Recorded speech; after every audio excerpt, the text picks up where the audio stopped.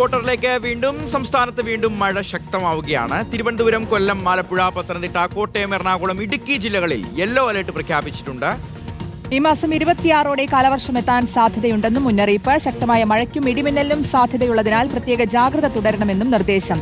MG Pratheesh നൽകും വിശദാംശങ്ങൾ. പ്രതീഷ്, കാലവർഷം കഴിഞ്ഞ വർഷവും നേരത്തെയായിരുന്നു, ഇത്തവണയും നേരത്തെ എത്തുമെന്ന് തന്നെയാണ്. ഒപ്പം മഴ നിലവിൽ ശക്തി പ്രാപിക്കുകയാണല്ലേ?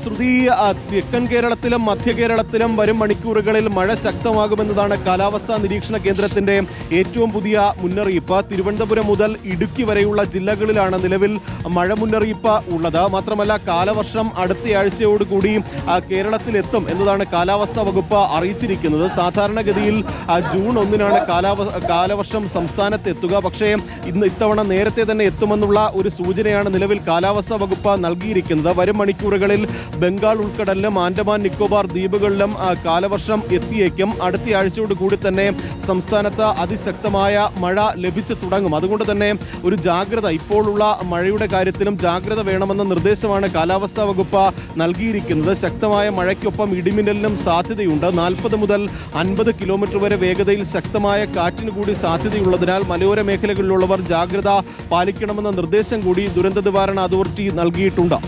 ശരി, MG പ്രതീഷാണ് വിശദാംശങ്ങൾ നൽകി.